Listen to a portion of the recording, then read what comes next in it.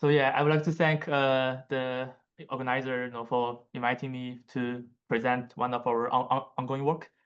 So I think the last presenter, I think he talked about many challenges in web archiving, and one of them was like JavaScript heavy archive. I guess this work is kind of in that field, which we try to detect and diagnose errors in replay archive web pages.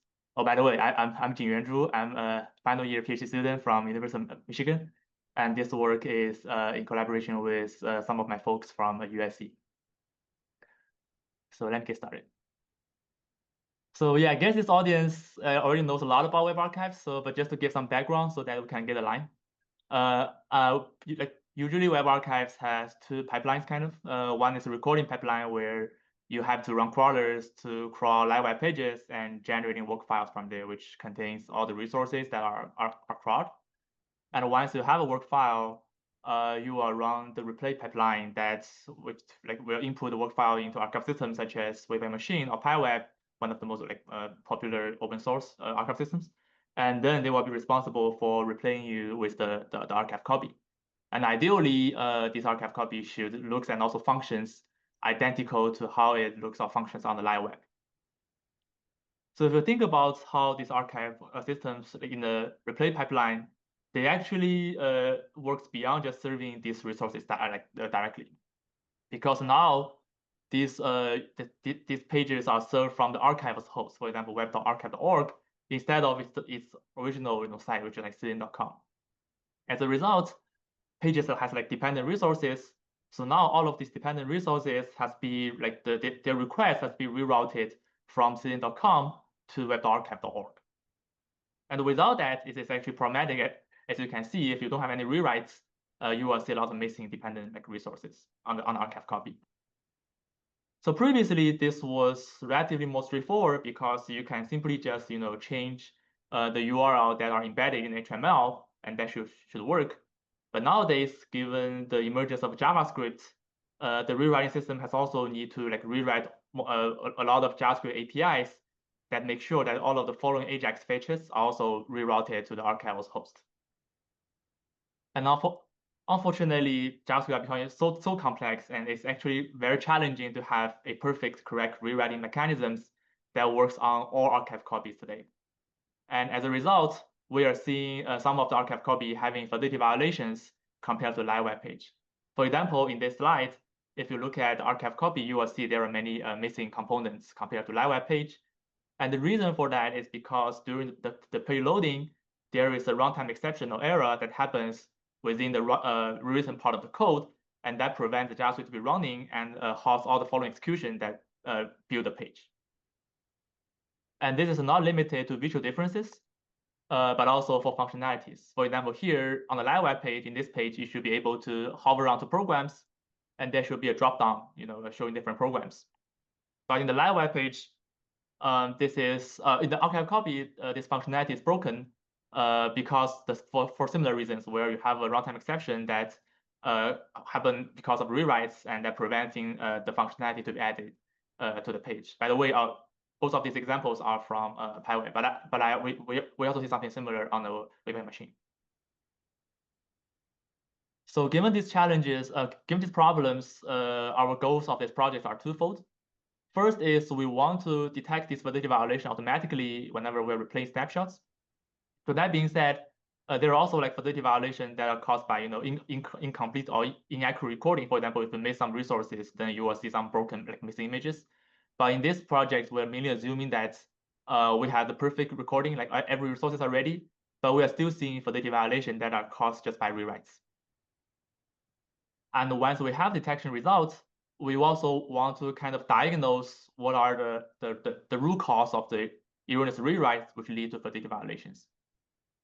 Although we are not trying to fix these validity issues automatically, we do want to provide some diagnosis which can provide developers with actionable to-dos to fix to come up some fixes for these rewrites. So for detection, there actually already existing some quality assurance tools in web archiving. So this is an example from Browser Tricks. And as you can see, it has kind of some like a portal where it has some screenshot taken whenever it's crawling the live web, and it also needs to load the archive copy and take another screenshot, for example, here. And it actually has like some other metrics like extracted text for users to see what's like how's the quality of the archive copy. But we actually see there are some limitations with the current metrics. Let's take screenshots, which is probably one of the most used metrics as an example. And the problem with screenshot is that nowadays page are becoming so dynamic. There are a lot of animations, dynamic components on the page. So depending on when you are taking the screenshot, you could likely to get different screenshots even on the same page. So on the left-hand side, we have an example from citizen.com, which has a video that keeps changing its appearances. On the right-hand side, we have an example from MIT that has this JavaScript controlled, the recommendation text within the search bar. Both of them will keep changing appearances, which makes screenshot easy to produce some false positives. And we can also come up with some other baselines. For example, all the previous two fidelity violations we talk about are caused by some runtime errors during the page. So one of the natural reaction is to looking for some runtime errors that only happen in archive copy. But that could also be challenging for two reasons. First, because not every runtime error will lead to fidelity violation. For example, if you have some like syntax errors that are happening on unused libraries, or you have some runtime errors that are happen from the analytical scripts, this thing doesn't really matter to the archive copy's visual or even and functional functionalities. And second is, given that not every runtime error will cause fidelity violations, now we have to understand which of them are actually causing problems. And this is actually hard to do manually because JavaScript are very complex and there are a lot of there are like so many executions. If you look at the right-hand side stack trace, it's really challenging for a human to understand what's going on there directly. And the fidelity violation also don't always exhibit as a runtime error. So for example, here on the right-hand side, we have like basically if you try to click on this app on Google.com, you will see there's a failed dropdown. But if you look at the runtime console that is within the browser that's showing all the runtime errors, you will see this actually empty.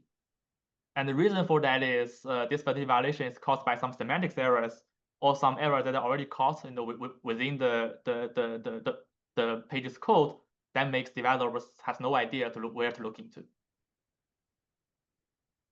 So given these challenges, we built FeedX, which stands for Fidelity Violation Exposer. So I will first talk about how today's queue system usually works, and then I will propose what we want FeedX to be, how we want FeedX to be integrated in this pipeline. So today, in order to say whether a page is good or not, the browser, like the archive system, first has to run browser to crawl the live web page and get work files. And then it also needs to load archive copy from the replay server that once you upload these work files. And then you can run some metrics comparison like screenshots to see if the archive copy is good. What we want FeedX to be on top of this is that we want to add some our own instrumentation code that will get some extra data that better helps FeedX to detect more accurately whether there's a fidelity violation for this archive copy. And once you get the outputs, we also want to run some our pinpointing component that will take the output of detection together with other instrument data to pinpoint where exactly is the root cause of the problem.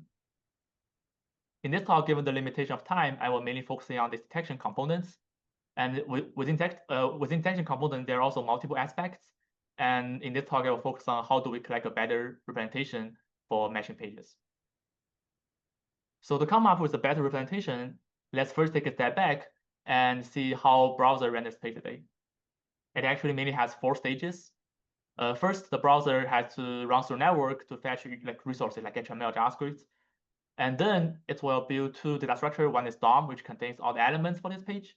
And the other is CSOM, which has all the layout specifics for different classes of elements. And meanwhile, JavaScript can always be run at any time to make changes to these 2 trees. And whenever the DOM tree or CSOM tree are initialized or changed, the browser will need to compile both of them together into a layout tree, or previously known as a rendering tree, that will be the final layout specifics for all the visible elements that the browser is going to render. And whenever the layout tree is initialized or changed, the browser will kick in the painting phase, which actually paints pixel by pixel on the page that makes the user to be able to see. So if you think about where screenshot does, it actually captured the very last output after the final stage. And this can be problematic because now at this point, given the pixel difference, it's very hard to tell whether this difference is caused by some animation or dynamic components, or this is caused by some missing components, which can be problematic for archive copies. Instead, what we should really be looking at are stage 2 and stage 3, where in stage 3, although we still have these animations, but they always have the same layout rendering specifics that makes us able to match between pages. And also, since JavaScript can always write at any time we write to DOM-access OM, we also want to keep track of all the JavaScript modification history that has been done to these two trees.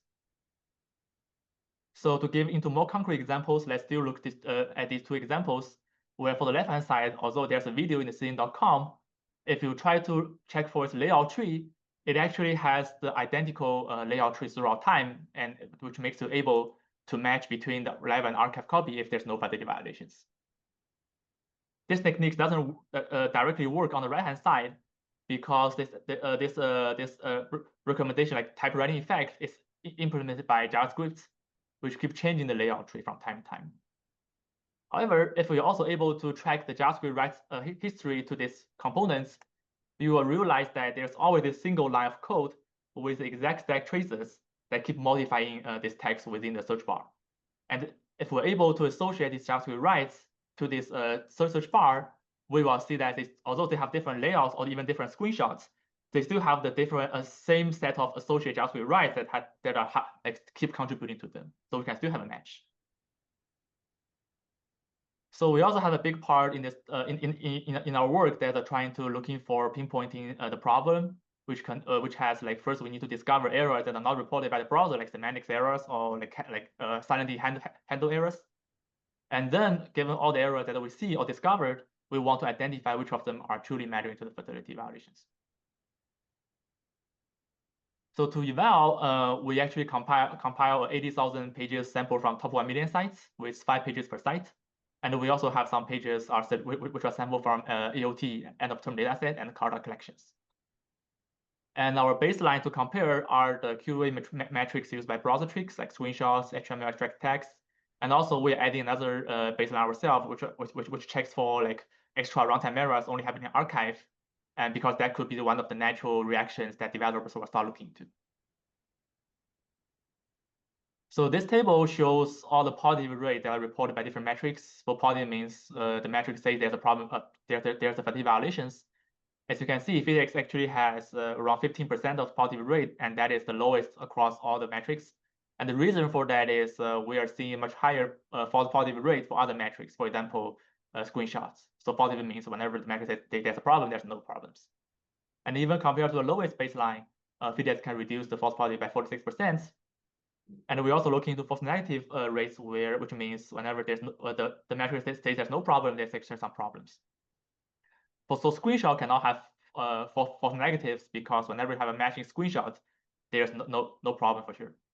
But even compared with the other two baselines, Hypertext has the lowest false negative rates. And just to give you some intuition, if you have a very naive classifier that classifies every page as negative, this naive classifier itself has a false negative rate around 15%. So in that way, HTML texts are pretty bad because it has like 10% of false negative rates. And in the end of this talk, I want to give you some more concrete examples showing like what are actually can be these validity violations happening on archive copy. And these are from end of term dataset, EOT and Carta. And just for record, I think these archive copy are gotten from PyWeb, but we see very similar problems on web machine as well. So in this case, on the archive copy, you will see there will be a missing button on the page on the right top, which prevents you from listening to the page. But also there are some missing components on the bottom right of the page. And these are not limited to visual differences, but also for functionality differences where in this government page, you will miss this, you are unable to click this dropdown that will give you more information. And also we're looking into why screenshots are bad, are not an ideal metrics, because nowadays with the more and more dynamic components and animations, it's very likely to have very different screenshots on the same page. So that could be a problem. And similarly, this is also the case for Carta, where you could have visual differences. That is, in this example, you are missing this whole big banner, like in images or this whole components, not because the image is not crawled, but because it failed to be loaded. And similarly, you could also have functionality differences where you try to reverse the theme of the page, and there's no way for, like, basically it's unclickable. I think on PyWeb it's unclickable. On with a machine, we were not able to see this button. So yeah, but after all, both of the cases are leading to validity violations in functionalities. And since Carta has more like art collections web pages, so it certainly has even more animations and dynamic components that easily to make screenshot keep changing over time. So to summarize, JavaScript are complex and they are very diverse today. That leads to it's very challenging to have correct rewrites for every single archive copy, and that leads to a lot of we are seeing a lot of validity violations in archive copy during replay. And to tackle that problem, we've developed projects that's focused on two things. One is we want a better detection compared to screenshot, which can lead to a lot of false positives. Instead, we believe we should compare layout trees and JavaScript writes for better matching. And once we get detection, we also want to diagnose what are the potential errors that are not reported by browser, and then we want to confirm with what are the actual problems that are worth for developers to investigate. And that concludes my talk. Thank you very much. Now I'm happy to take questions. I think we have time for one question, but thank you, Jingyuan. Thank you. Yeah, anyone would like to have address their question to the presenter? We don't have any in person. Anyone online have a question? You got one second. Sorry. Go ahead, Suad. Yeah. Thanks for this interesting talk. I knew some of this work already that was happening. In seeing it in the form of a more thorough presentation here is really interesting.